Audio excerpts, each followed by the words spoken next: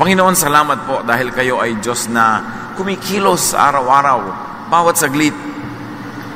Salamat dahil kayo patuloy na nagpapahiram sa amin ng buhay, ng lakas, at ng lahat ng aming mga kailangan. Linisin niyo nga po kami, Panginoon, at ngayon ay bigyan ng isip na matalino, maliwanag, upang maunawa namin ang iyong mensahe at maipambuhay namin. Sa paulit-ulit na mga katuruan, Panginoon, bigyan mo kami ng mga bagong pananaw, bagong pangunawa, at bagong mga application. Lead us, teach us, be the preacher. Kayo po ang mangaral at kayo po ang mataas, Panginoon. Sa ngalan ng iyong anak na si Jesus, nagpapasalamat kami, dumadalangin at umaasa ng pagpapala. The law and Jesus. Ano nga ba ang relasyon ng matandang mga batas ng Israel at ng mga bagong kautusan ni Jesus? Bakit may tinatawag na lumang tipan at may bagong tipan? Bakit may Old Testament at may New Testament? Bakit may old commands at mayroong new commands? The law judges and condemns people. Isa yan sa mga napakalinaw mula cover to cover ng Biblia. Romans 3:20, no one will be declared righteous in God's sight by works of the law. Rather, through the law, we become conscious of sin. Kung dadaanin at susukatin sa batas, sa sinaunang batas ng Israel, sa batas ni Moses, sa Jewish scriptures, walang kahit isa na pwedeng ituring na matuwid. At sa halip, dahil daw sa batas, lalong luminaw ang kasalanan. Dahil pag alam mo ang batas, hindi mo sinunod, lalong dumidiin ang iyong pagiging makasalanan. Mas malinaw ang batas, mas kitang-kita ang linaw ng hindi mo kakayanan na pagsunod dito. Kaya ang sinasabi ni Pablo, alam mo yung batas, hindi mo yan pwedeng tungtungan para makarating sa langit. Para yung kumunoy na pag tinungtungan mo, lalo kang lulubog. Yung religious legalism, mga religious do's and don'ts, hindi mo masusunod lahat, sa lahat ng panahon, sa lahat ng pagkakataon, idinidiin ka lang ng batas. Hindi nagiging blessing ang batas. Ang linaw na itinuturo ng Book of Romans. Meanwhile, Jesus justifies people. Idinedeklara kang makasalanan ng batas at ikaw naman ay pinapawalang sala ni Jesus. Baligtad na baligtad, magkaibang pananaw. Ipinaliwanag ito ni Pablo, Romans 3:21-24. But now, apart from the law, the righteousness of God has been made known. Sa labas daw ng batas, ang tunay na kabutihan at kabaitan at katuwiran ng Diyos ay ipinakilala, hindi sa pamamagitan ng batas, kundi sa labas nito. This righteousness is given through faith in Jesus Christ to all who believe. Ang tunay daw na kabanalan na magiging katanggap-tanggap sa Diyos, magiging daan para ikaw ay magkaroon ng buhay na walang hanggan, hindi ang relihiyon na pagsunod sa batas, mga do's and don'ts, kundi ang pananalig kay Jesus. Sapagkat ang nananalig kay Jesus ay binibigyan ng perfect righteousness at yun ang ticket mo to eternal life and into the presence of God. There is no difference, sa pagpapatuloy ng verse, between Jew and Gentile. Yung mga Jew kasi sumusunod sa batas nila, ang mga Gentile hindi. Pero sabi ni Pablo, walang pinagkaiba kung Hudyo ka man o hindi Hudyo, Israelita ka man o Israelita, pare-pareho lang makasalanan. At para maging matuwid sa harap ng Diyos, pare-pareho lang ang Hudyo at ang Gentile, ang hindi Hudyo. Kung mananalig kay Jesus, ituturing na matuwid. Verse 23, for all have sinned and fall short of the glory of God, and all are justified freely by His grace through the redemption that came by Christ Jesus. Kung ipapaliwanag sa ilang verses lamang ang buong Christian doctrine, ito yon, Romans 3:21-24. Hindi ka tatanggapin ng Diyos dahil Hudyo ka. Hindi ka tatanggapin ng Diyos dahil sumusunod ka sa batas, dahil kulang at kulang din. Hindi ka rin i-reject ng Diyos dahil Gentile ka. Tatanggapin ka ng Diyos, ikaw man ay Jew or Gentile, Hudyo o hindi Hudyo, kung nananalig ka kay Jesus. Nagiging banal ka sa tingin ng Diyos, hindi sa pagsunod mo sa mga batas, kung anong kakainin, anong isusuot, kailan magpapahinga. Hindi doon. Nagiging katanggap-tanggap ka sa Diyos kung nananalig ka kay Jesus. Dahil ang pananalig kay Jesus, katumbas ay perfect righteousness. You cannot be righteous by obeying the law because you cannot obey all the laws all the time. But when you believe in Jesus, the Son of God, you are made righteous not by your works, but by your faith in Jesus. This is the central Christian teaching of all.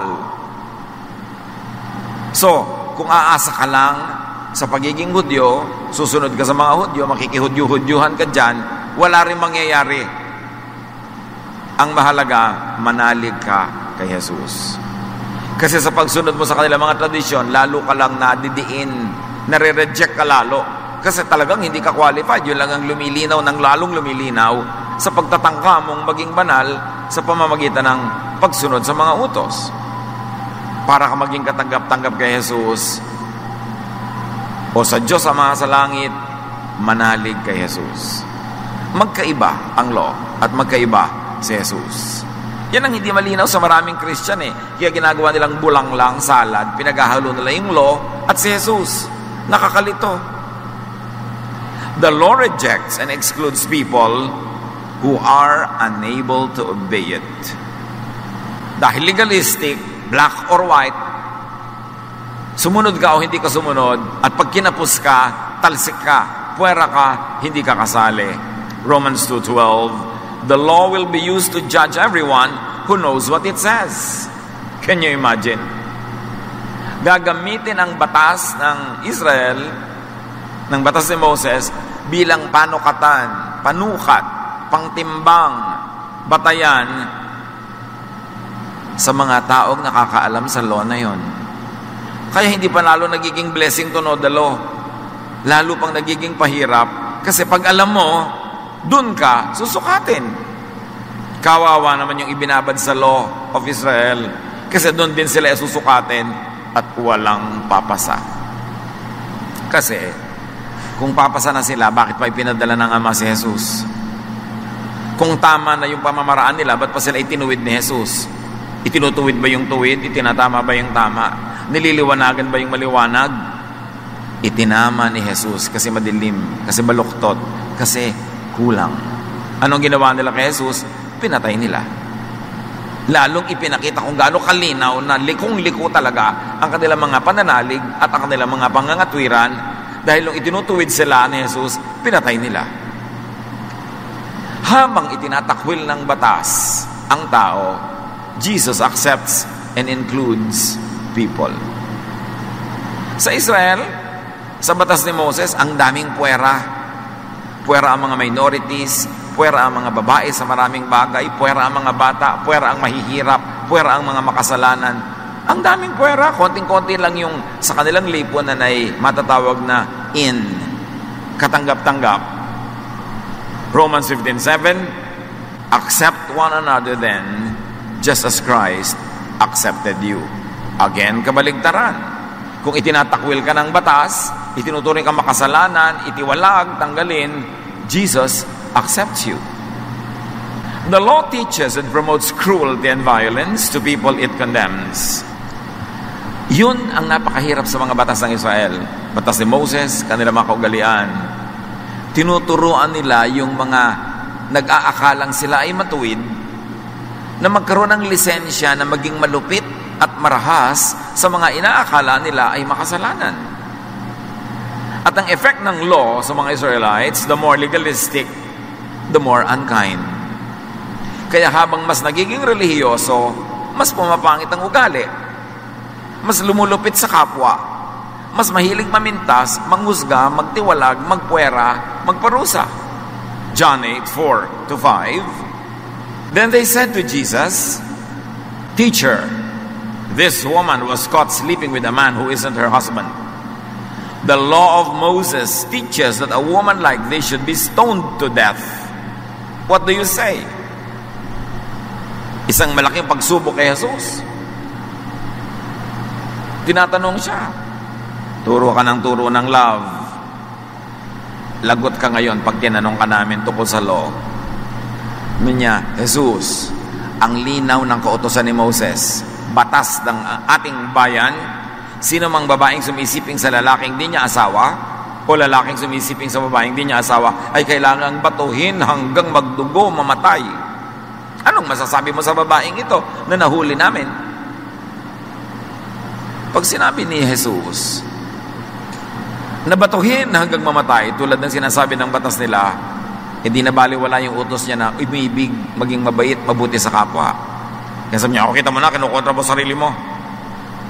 Pero kung sinabi naman ni Jesus na, huwag batuhin, magkakaroon sila ng ebidensya na nilalabanan nitong si Jesus ang law of Moses, law ng kanilang bayan, constitution ng kanilang bayan. Therefore, pwede nilang idemanda, isakdal at patayin din si Jesus.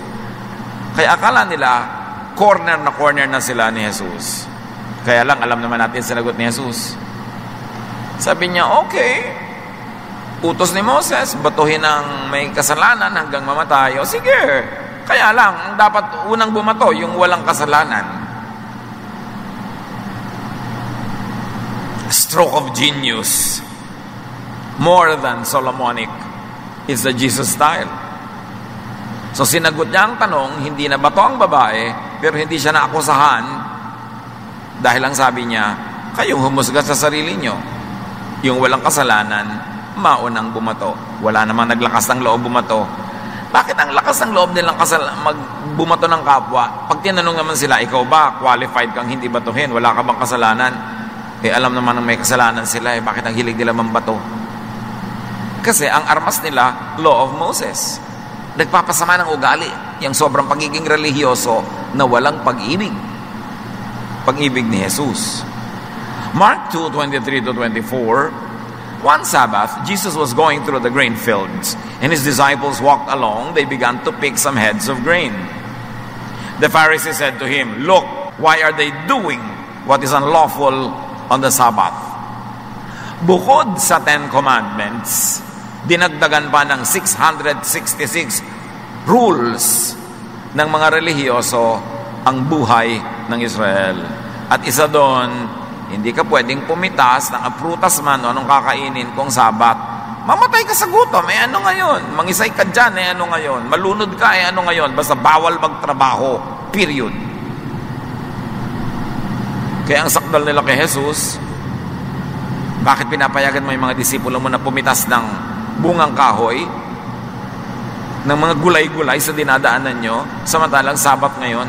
Ang gusto ng mga Pharisees, masunod yung batas kahit magutom yung mga tao. Nabulag na sila ng kanilang pagiging religyoso. But Jesus teaches and promotes kindness and love to people that the law condemns.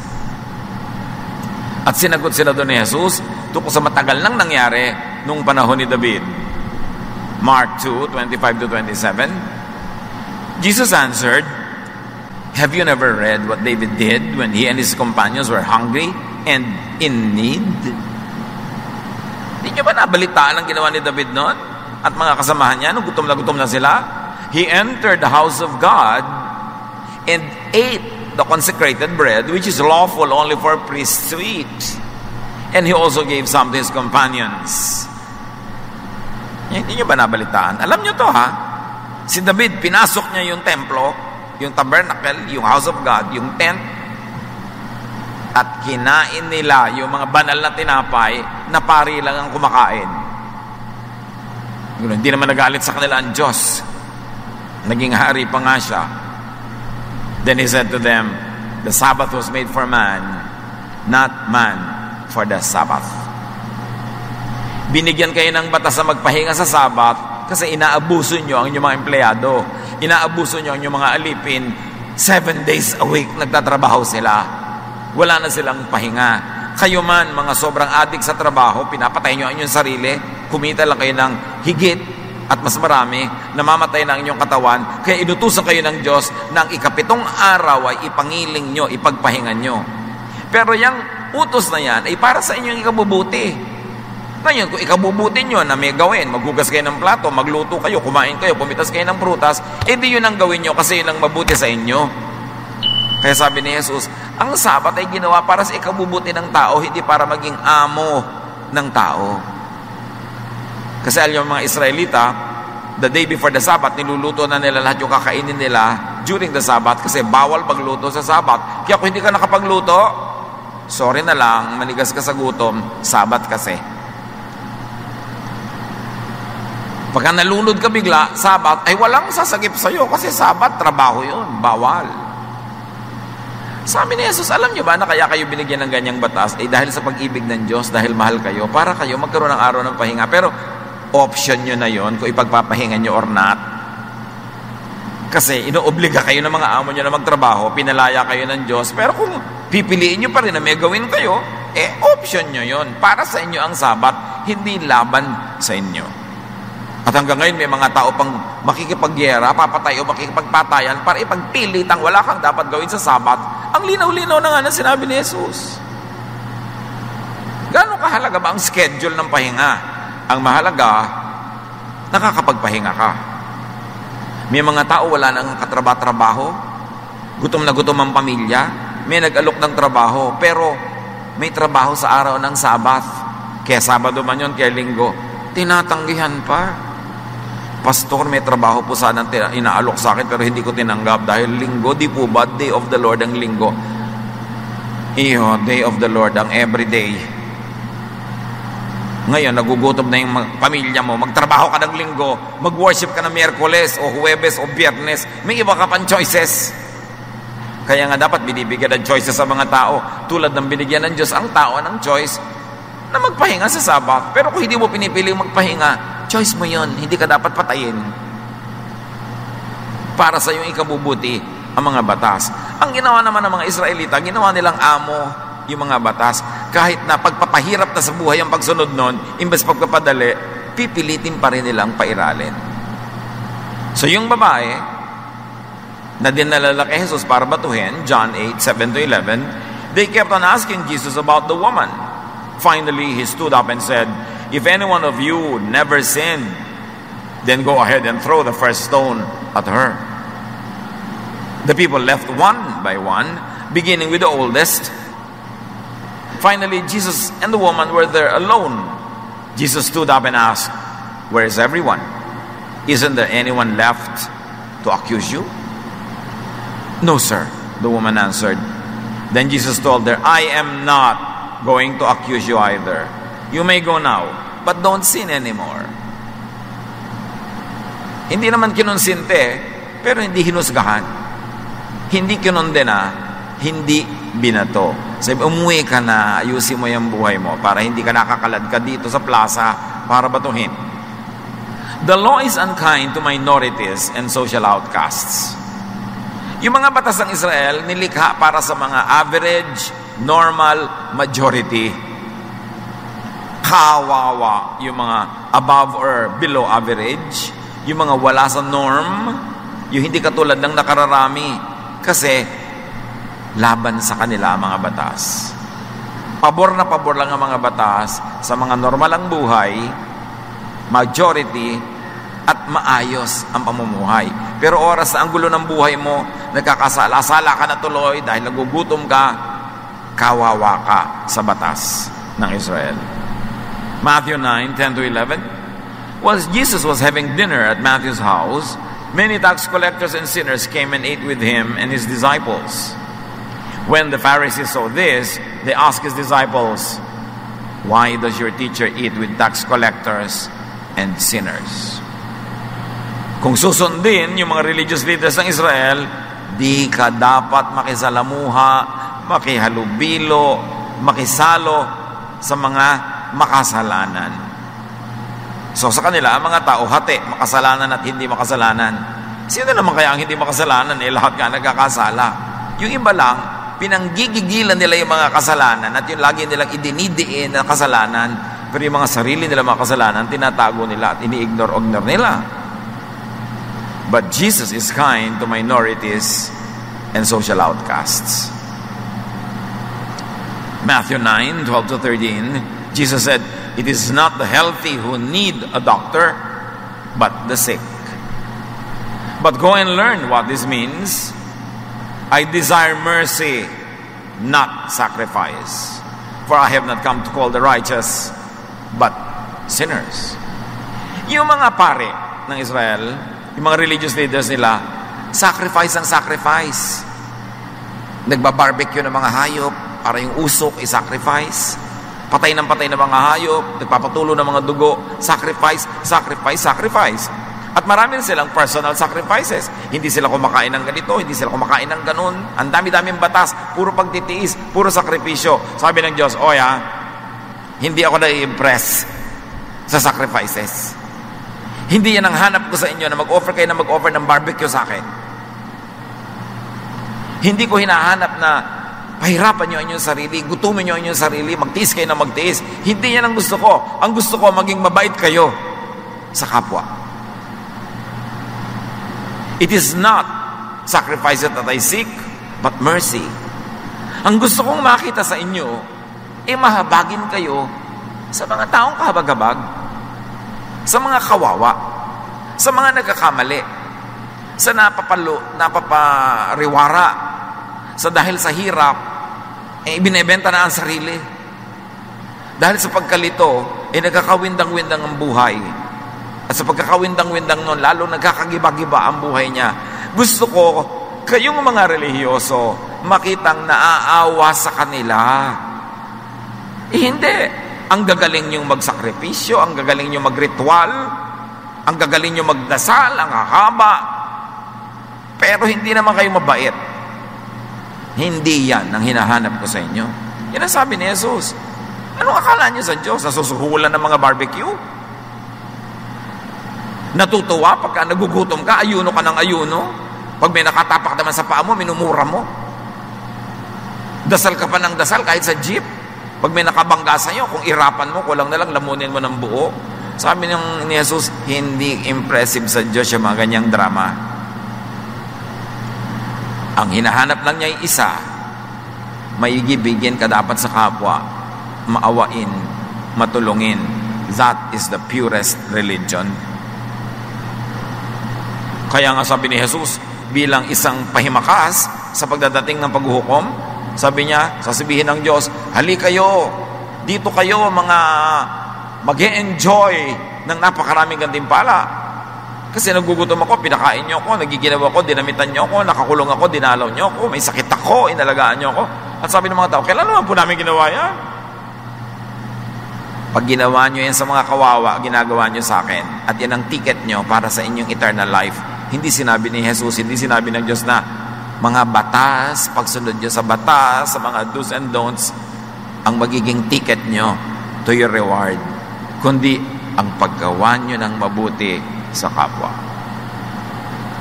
So be merciful instead of being experts at religious rituals and sacrifices. Jesus invalidates the unkind and cruel provisions of the law. Hindi naman lahat ng law ng sinaunang Israel ay masama. May mabuti. At vinalidate ni Jesus lahat yung mabuti doon. Sinala niya. Merong mga dapat ituloy kasi mabuti yon, katulad ng kabutihan sa kapwa, ay tinuturo din naman yun kahit sa Old Testament. Pero yung mga kalupitan sa pagiging relihiyoso, panghuhusga, yun ay sinala na at hindi na dapat ituloy pa. Sa Matthew 5:21-22, in fact, articulated in verses 28, 34, and 39, you have heard that it was said to the people long ago, but I say to you, sabi ni Jesus. At hindi na natin iisa-isahin yung mga sinabi niya. Ang buod lang ay ito. Akala nyo ito ang ibig sabihin ng inyong mga batas. Ipapaliwanag ko sa inyo, hindi yun ang ibig sabihin. Ito ang tunay na ibig sabihin. Nag-aakala kayo na ganyan ang application niyan. No, ito ang application niyan. So, ang ginawa ni Jesus, hindi niya binura ang lahat ng mga batas. Ibinigay niya ang tamang pagbasa, tamang interpretation, tamang application. At ano yon? Yung loving, yung kind, yung merciful application. So, paano mo malalaman ngayon kung tama ang interpretation mo sa Bible? Maka-Jesus ang interpretation mo kung sa pag-i-interpret at pag-a-apply mo nito, ikaw ay bumabait. Na ang ginagawa mong paglalapat sa buhay ay pampabait, hindi pampasungit. Na sa kababasa mo ng Biblia, mas nagiging maibigin ka at mabait sa kapwa, hindi mapanghusga at masungit at mapambato, doon mo malalaman kung tama ang iyong interpretation. Jesus gave rest from the burden of the law. One of the most important teachings of Jesus and statement of his mission, Matthew 11:28-30. Come to me, all of you who are weary and burdened, and I will give you rest. Hindi ito sa trabaho, ha? Rest from the law of Moses. Rest from the law and the traditions of Israel. Pagod na ang mga tao, kahit anong gawin nila, kulang at kulang. Kahit offer sila ng offer, kulang pa rin. Kahit anong pagsisikap nila, mali pa rin sila. Babatuhin pa rin sila. Sabi ni Jesus, kaya ako dumating para ipaliwanag sa inyo na hindi naman dapat ganyan na attitude yun sa law eh. Nakakapagod, nakakapagpasungit. Dumating ako para kayo bigyan ng pahinga. Tigilan ninyo ang kasusunod sa mga Pharisees na yan, nakakapagod. Verse 29, take my yoke upon you, not that of the Pharisees, and learn from me, not from them. For I am gentle and humble in heart. They are not. And you will find rest for your souls, not fatigue. For my yoke is easy, and my burden is light. Again, paano mo malalaman kung tama ang interpretation mo sa Bible, sa turo ni Jesus? Kung ang epekto sa iyong buhay ay gumagaan ito, dumadali, lumuluwag, napapahinga ka at nagkakaroon ng kapayapaan, tama ang reading mo. Kasi sabi ni Jesus, my yoke is easy. Madali akong sundan. Pero Lord, hirap na po ako. Siguro kay Moses ka sumusunod. Magaan ang aking turo. Pero Lord, ang bigat-bigat ng mga dalahin kong religious teaching. Lagi akong guilty. Lagi akong kulang. Lagi akong masama. I hate myself. Gusto ko na magpakamatay kasi kahit anong pagpapakaban na lang gawin ko, hindi ko magawa. So, hirap na hirap ka sa iyong religion. Opo. Hindi ka sa akin sumusunod. Malalaman mo sa akin ka sumusunod pag nadadalian ka. Kasi ako ang nagpasa ng krus, hindi ikaw. So niya, my yoke is easy, my burden is light. Pero pagod na po ako sa religion ko. Hindi ka sa akin sumusunod because I came to give you rest. Hindi para kapagurin. Ito pahinga ng espiritu, hindi pahinga ng katawan. Kasi kung minsan sa paglilingkod mo sa Diyos, talaga napapagod ang katawan mo. Pero ang espiritu mo dapat panatag. Nakapahinga ang loob mo. Payapa, tiwasay. Yun ang binibigay ni Jesus. Pero pag lagi kang sinusurot ng law, lagi kang kinokondemn ng law, hindi ka talaga mapapahinga. Kailan ka mapapahinga? Pag naalala mong, naniniwala ako kay Jesus, ang pananalig ko kay Jesus sa itinuturing sa langit na kabanalan, therefore banal ako. Kahit in real life, kulang-kulang ako, wasak-wasak, durog-durog, pero sa tingin ng langit, ako'y katanggap-tanggap, ako'y mahal ng Diyos. Ay, nakakapahinga yata yun. Kaya mapapahinga kay Jesus. Kaya ka natin itinuturo si Jesus, mga kapatid.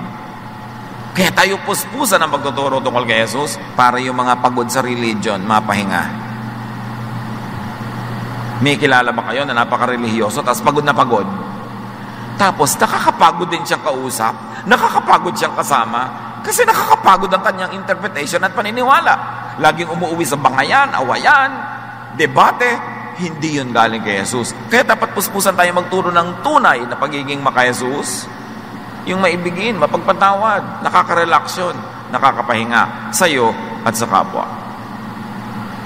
Bagamat maraming itinuwid si Jesus sa kabaluktutan ng paniniwala nila at interpretation ng law, Jesus also validated the kind and loving provisions of the law. Kasi may mga kind and loving provisions din naman eh. Marami ring turo sa charity, kindness, goodness, even the Old Testament. Pero dapat nga salain mo sa pamamagitan ni Jesus kasi merong mga hindi na dapat ituloy kasi pinigil na yun ni Jesus para ang tao mapahinga. Kaya sabi niya sa Matthew 5:17, do not think that I have come to abolish the law or the prophets. I have not come to abolish them, but to fulfill them. Sasabihin na naman ng mga legalista, maka-Pharisee. O kita nyo na, fulfill ni Jesus ang law. Hindi lahat. Sinala niya. Merong itutuloy at merong hindi na. Jesus defines the essential application of the law, and that is love. That is the Jesus filter. Love. Pag hindi loving ang application, wag nang i-apply. Pag hindi nakakapagpabait, wag nang sundin. Pagka nakakapagpabangis, nakakapagpalupit, wag nang pairalin. Kasi may filter nang inilagay si Jesus. Kasi kung lahat tuloy din naman as usual, ba't pa dumating si Jesus? Sayang naman ang pagod niya. May ginawa siya talaga. At yun ang dapat natin maunawaan. Sinala niya ang lahat ng kalupitan, nakapagpapahirap, nakapagpapapagod, nakakapagpapangit ng ugali ng mga kautosan. Matthew 22:35-40. An expert in the law tested him with this question. Teacher, what is the greatest commandment in the law? Magandang tanong. Sa dinami-rami-rami ng law, alin ba ang pinakadakila na dapat unahin? Jesus replied, love the Lord your God with all your heart and with all your soul and with all your mind. This is the first and the greatest commandment. And the second is like it. Love your neighbor as yourself. All the law and the prophets hang on these two commandments. Sabi niya, ang dami po nating batas. Alin ang dapat unahin? Huwag kayo malito. Dalawa lang ang batas, pagkamukha pa. Ibigin mo ang Diyos, higit sa lahat. At ibigin mo ang iyong kapwa, tulad ng pag-ibig mo sa iyong sarili. Lahat ng mga batas, diyan nakasabit. Pag hindi nakasabit diyan, ilaglag. Lahat ng sinasabi ng batas, lahat ng pag-implement ng batas, pag-interpret ng batas, dapat loving. Pag hindi loving, walang sinasabitan, ilaglag. Without love, the law falls down. Malinaw yon. And then Jesus teaches a new law. Love and acceptance of people. Kung yung dating tradisyon nila ay mapanghusga at mapagtiwalag, mapagpatalsik ng tao, ang itinuro ni Jesus, ibigin, mahalin, tanggapin ang kapwa dahil lahat kayo tinatanggap ng Diyos. John 13:34-35, a new command I give you, love one another as I have loved you. So you must love one another. By this, everyone will know that you are my disciples if you love one another. Sabi niya, makikilala na kayo'y tagasunod ko kung kayo'y maibigin.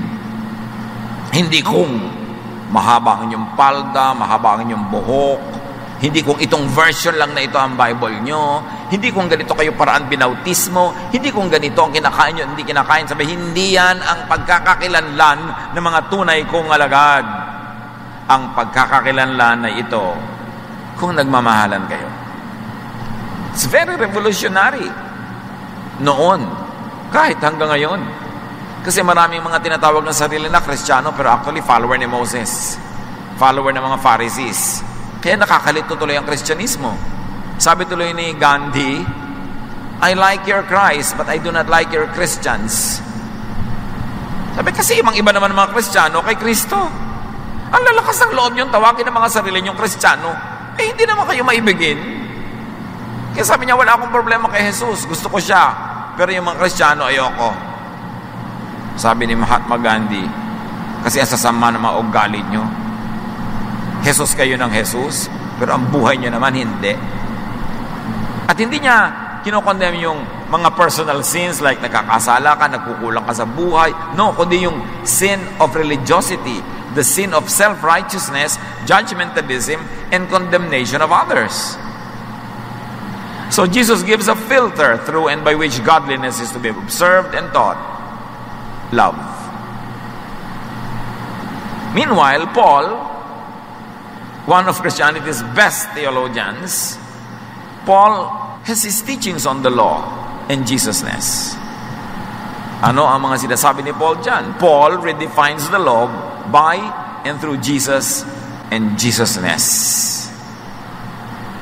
Galatians 3:10-11. Anyone who tries to please God by obeying the law is under a curse. The scriptures say everyone who doesn't obey everything in the law is under a curse. No one can please God by obeying the law. The scriptures also say the people God accepts because of their faith will live. Sino man sa inyo ang nagtatangkang bigyan ng kasiyahan ng Diyos sa pamamagitan ng pagiging legalistic, pagsunod sa mga batas, nako, daig nyo pang isinumpa. Bakit? Kasi hindi nyo naman masusunod lahat yung batas na yan eh. Mabibigo kayo araw-araw, kawawa lang kayo. Dahil sabi sa kautusan, sino mang hindi sumusunod sa lahat ng batas, ay nasa sumpa, isinumpa. So pag sa batas kayo kakapit at susunod, isinumpa kayo. Walang makakapagbigay ng kasiyahan sa Diyos kung dadaanin sa pagsunod sa batas dahil wala namang nakakasunod ng lahat ng batas sa lahat ng oras. Ang mga taong tatanggapin ng Diyos ay tatanggapin niya dahil sa kanilang pananalig, hindi dahil sa kanilang performance. Galatians 3:13, but Christ rescued us from the law's curse when He became a curse in our place. Iniligtas tayo ni Jesus sa sumpa nung tinanggap niya sa sarili ang sumpa. Siya ang namatay, daig pa niya ang sinumpa, inako niya ang ating lugar na iligtas niya tayo. At paano ka ngayon maliligtas? Paano ka ngayon matatanggap ng Diyos? Paniwalaan mo si Jesus. At ang lahat ng ginawa niya, ikaw ang beneficiary. That's why the righteous will live by faith, not by works, not by obeying the law. Galatians 5:1, Christ has set us free. This means that we are really free. Now hold on to your freedom and don't ever become slaves of the law again. May mga kinakausap kasi dito, mga taga-Galatia. Tinuruan ni Pablo, kay Jesus, pag nanalig kayo, ligtas na kayo sa mga batas, daig nyo pa ang sumunod sa batas. Pagtalikod ni Pablo, may mga dumating na Hudyong naging Kristiyano at itinuturo sa mga taga-Galatia, nako, hindi kayo maliligtas kung hindi kayo magpapatuli. Kahit matatanda na kayo, dapat kayo magpatuli, maging Hudyo kayo. Kailangan ito, hindi nyo kainin. Kailangan kainin nyo ito. Kailangan sundin nyo ang mga batas ng mga Hudyo. Hindi kayo pwede maging Kristiyano na hindi kayo maging Hudyo muna. Kaya nung mabalitaan ito ni Pablo, siya galit na galit. Nanggagalaiti siya. Sabi niya, if anyone comes to you with the gospel, aside from the gospel we taught you, let that person be eternally condemned in hell. Sabi niya, kahit sino pang dumating sa inyo, kahit galing sa langit, galing sa impyerno, pag ang itinuro sa inyo ay kaligtasan sa pamamagitan ng pagsunod ng batas, isumpa niyo siya, sapagkat hindi yan ang naging kamatayan ni Jesus. Namatay si Jesus para iligtas kayo sa batas, hindi para kayo itali sa batas. Tapos Kristiyano na kayo, itatali na naman nila kayo sa batas. Ba't pa kayo naging Kristiyano? Yan ang laman ng Galatians. Basahin nyo yung buong buok. Kasi maraming ganun eh. Sabihin, sister, brother, or friend, tanggapin mo si Jesus. You get saved by faith. Walang works. Pagkatanggap mo, sabi niya, huli ka. Mula ngayon, works ka na ulit. Pagkatanggap mo, tambak-tambak na works na naman, tambak-tambak na loss, tambak-tambak na condemnation and judgment. Anong ginawa ni Jesus? Di wala. Kaya nagagalit si Paul. Nasasayang ang kamatayan ni Jesus. Pag ang mga taong iniligtas niya, itatali mo uli sa laws of Moses. Dapat salain mo ang buong Old Testament sa Jesus filter. And that Jesus filter is love. Salain mo pati New Testament for teachings that are not loving. At yung love din ni Jesus ang iyong pairalin. Salain mo ang lahat ng katuruan ng simbahan ng 2,000 years past. Lahat ng kaugalian ng protestante, katoliko, anumang sekta na tumatawag kay Kristo, salain mo pa rin sa love of Jesus. At pag hindi pumapasa, hindi loving, hindi nagpapabait, sa isang tabi mo na lang, dahil yan ay isang tabi ni Jesus, para tayo mapahinga, para tayo mailigtas, hindi lang sa impyerno, kundi sa hirap ng pagpapasa ng relihiyon na hindi mo naman kayang pasanin. Kaya siya ay tagapagligtas. Napakabait. Napakabuti ng Diyos Ama na ipinakilala ni Jesus. Ang ipinakilala ng mga pari sa Israel, ng mga Pharisees, nila Moses, Diyos na napakahigpit, napakasungit, laging nagagalit, lagi kang masama. Kaya itinuwid ni Jesus yon. Sabi niya, yes, nagagalit ng Diyos sa kasalanan, pero sa akin na nga ibinunto ng galit para huwag na kayo maparusahan. Mahal kayo ng Diyos, maliligtas kayo hindi sa pamamagitan ng pagsunod ng mga utos tayo ng mga pare. Sa pagtanggap kay Jesus, itinuturing kayo ng Ama sa langit na banal. Kaya mag-relax kayo, magpahinga kayo. Yan ang dala ko sa inyo. Peace. My peace I give to you. My peace I live with you. I give to you a peace that the world does not give. Because I give to you a peace that is free, libre. Salvation is free, but it is not cheap. Because Jesus paid for it with His blood. Paul invalidates the unjust provisions of the law. Isa pa na nag-second demotion si Paul kay Jesus. Lahat ng hindi loving provisions of the law, isa-isang tabi na lang, huwag niyong pagpakamatay ang sundin o ipasunod sa iba.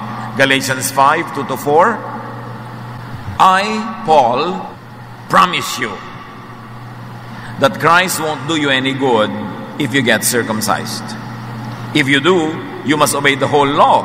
And if you try to please God by obeying the law, you have cut yourself off from Christ and His wonderful kindness.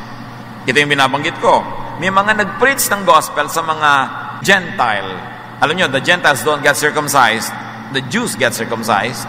The people of the book, like the Muslims, they get circumcised because they share traditions, old traditions with Israel. But the Gentiles, no. So may mga Hudyo na naging Kristiyano na nag-preach sa mga Gentile, tinanggap si Jesus ng mga Gentile, pero sabi ng mga Hudyong Kristiyano, dapat di kayo magpatuli. Hindi kayo maliligtas pag hindi kayo nagpatuli. Kaya si Paul na naman ang gagalaitin na high blood. Ako, si Pablo, pinapangako ko sa inyo, isinusumpa ko. Pag nagpatuli kayo, kailangang sundin nyo, hindi lang yon, lahat ng 10 Commandments and 610 misvots.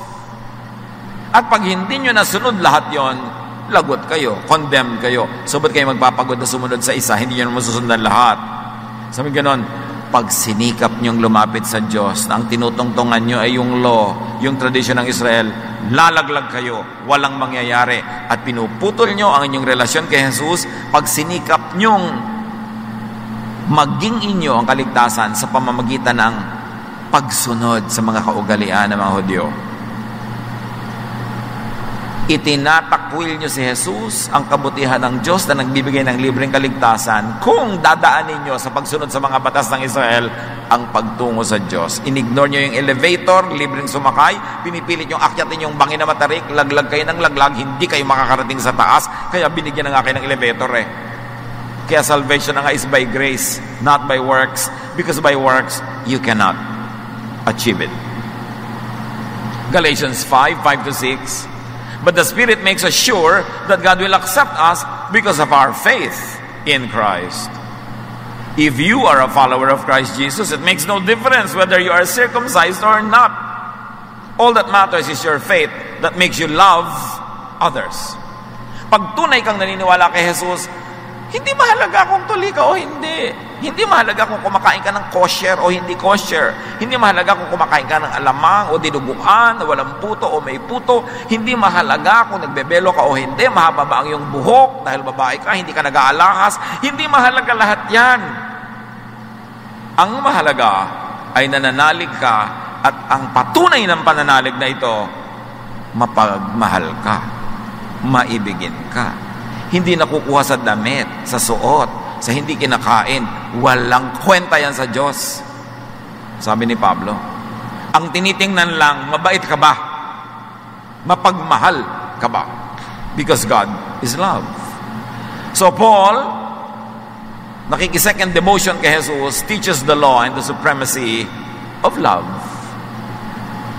Galatians 5:14, all that the law says can be summed up in the command to love others as much as you love yourself. Kung sinabi mong, kaya ko bang sabihin ang lahat ng law in one sentence? Pwede. Love others as you love yourself. 1 Corinthians 13:13, Maraming mga magagandang mga ideya, mga katangian, inisa-isa ni Pablo, pero sabi niya, for now, there are faith, hope, and love. But of these three, the greatest is love. Because when you love, your sins get covered. Pag umiibig ka, yung minamahal mo, napapatawad ang kasalanan niya, at kasalanan mo rin napapatawad kasi maibigin ka. Pero legally, ang dami-dami mong kabanalan, pero hindi ka maibigin, sayang lang. Paul defines and operationalizes love. Paano nga ba nagagawa yung love? Sabi niya sa Galatians 5:13, my friends, you were chosen to be free. So don't use your freedom as an excuse to do anything you want. Use it as an opportunity to serve each other with love. Yun. Maglingkod kayo sa isa't isa. Magtulungan kayo. Yan ang gustong makita ng Diyos. At yan ang magbibigay sa inyo ng gantimpala sa kabilang buhay. Kumisan, nagdudugo na siguro ang tenga nyo sa katiteach natin tungkol sa love Paulit-ulit. Pero tinatabla na kaya tayo sa kauulit. Nakakamalat na rin ulit-ulitin ito. Pero mahalaga kasi. Hindi pwedeng ipagpasawalang bahala. Kailangan ulit-ulitin hanggang sumukot sa kabula-bulaluhan ng ating utak. Are you ruled by law or love? Pag may nakikita kayong kapwa nyo na sa tingin nyo, Kristiyano, nagkakasala, anong umiiral sa inyo? Pag-ibig, pagkaawa, pagkahabag, o law? Dapat itiwala.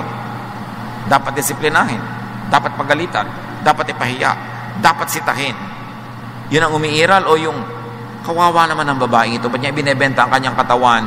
Wala na kaya siyang maibentang prutas? Wala ba siyang maibentang halaman? Wala ba siyang maibentang gulay o ulam? Bakit katawan niya ang ibinebenta niya? Masamang babae. Ganun ba? O ano kaya ang nangyari sa babaeng ito at nagkaganyan siya? Kawawa naman. Paano ka ba ito matutulungan? Paano talaga tayo mag-isip, mga kapatid, pag nakakakita tayo ng taong itinuturing natin makasalanan? Yung ang banal-banal mo, disenteng-disente ka, para kang si Queen Victoria. Tapos may dadaan sa yung mga babaeng hitad na kulang-kulang na lang magpagulong-gulong sa kalsada, katatawa. Laki-laki ng Biblia mo, nakapusog ka, banal na banal. Anong lumasok sa isip mo? Masasagwang babae, malalaswa. O, kawawa naman sila, bakit kaya ganon? Ano talaga? Paano nga ba tayo mag-isip? Pag nakakita kayo ng mga taong sa tingin nyo makasalanan, hindi sumusunod sa mga kautosan ni Moses, gusto nyo parusahan, ipahiya, sitahin, o para kayong doktor na nagsasabing, ano kaya ang sakit nito? Malanggas nga ang sugat niya, mapainom nga siya ng vitamins, mabigyan nga siya ng gamot, maalagaan nga siya. Anong gusto nyong gawin? Pag nakakakita kayo ng taong sa tingin nyo makasalanan, doon nyo malalaman kung umiiral sa inyo yung love of Christ or the law of Moses. Do you apply love or the law to others? To yourself? Di ba sabi? Ito yung law.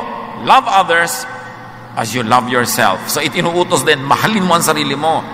Kaya lang, huwag yung sarili mo lang. Mahal mo rin ang iba, tulad ng pagmamahal mo sa sarili mo. Pero mahal mo rin ang sarili mo. Pero kung wala kang ginagawa, kundi parusahan ang sarili mo, iniisip mo, makatutuwa ang Diyos, nagutom ka lagi ka nagfa-fasting. Kaya ka nga binigyan ng sikmura para ka kumain at wag tumunaw ng pagkain, lagi mong ginugutom. Dapat may mga tamang panahon lang, hindi lagi. Yung tinitiis mo lahat ang gusto mo, yung gusto mong bilhin, ayaw mong bilhin, yung gusto mong isuot, ayaw mong isuot. Lagi ka sinisikil ang sarili mo, ayaw mong lumigaya, ayaw mong kumain ng masarap. Mahalin mo din dapat ang sarili mo. Do you live in fear and guilt because of the law? Siyempre, kahit anong gawin mo, kukulangin, dadapa ka, matutumba, madudumihan, matitilamsikan dahil nandito ka pa sa lupa.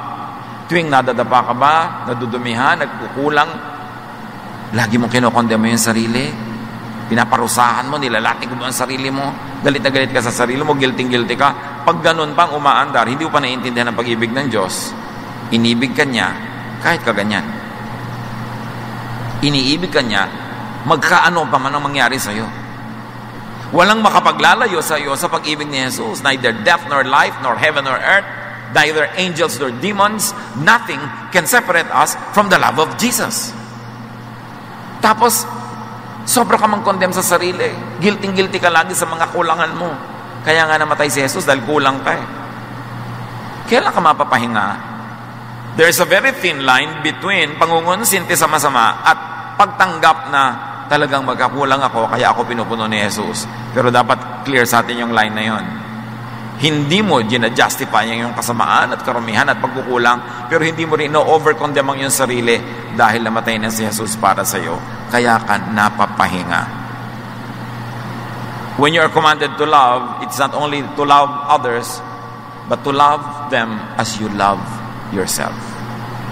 Mahal ka ng Diyos. Ayaw niyang mabuhay ka sa guilt. Alam niyang kulang ka. Hindi ka niya nahanapan ng perfection. Kaya nga namatay si Jesus para sa iyo. Hinahanapan ka lang niya. Sabi niya sa babae, sin no more. Improve. Keep improving. But don't kill yourself with over-expectation because you cannot be perfect this side of eternity. Kaya tayo may Savior. Huwag natin gamitin yun para pangungonsinti sa sarili. Gamitin natin yun para sa pag-unawa sa kapwa. Is your spirit free? Peaceful and at rest? Because you understand? Because you live by the love of God through Jesus? Malaya ba tayo na maging totoo sa sarili? Ay, nagkamali ako, Lord. Nagkamali ako. Sorry talaga. Pero you remember that I am dust.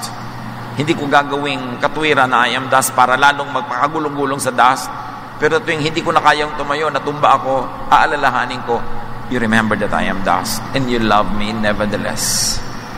And because of that, I will have peace. Not because I deserve it, but because you are giving it to me for free. All the more that I'm indebted to you, and that indebtedness I will express by loving others. The forgiveness I receive from you, I will give to others. Kung paano ko na-enjoy ang kabaitan mo sa akin, pag-e-enjoy ko rin ang kapwa sa kabaitan ko sa kanila. Yun lang ang tanging paraan para suklihan ko inyong kabutihan sa akin na maging mabuti rin ako sa kanila. Kasi pare-pareho lang naman kaming kulang.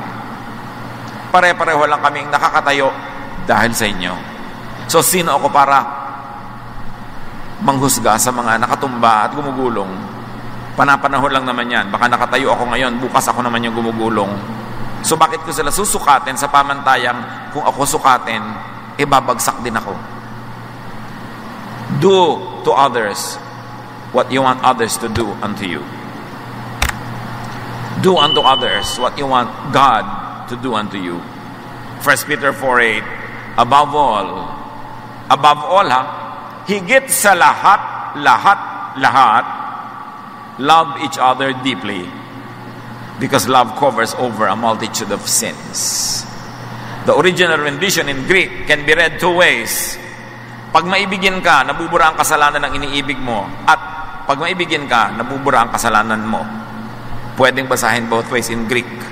Yung because love covers a multitude of sins.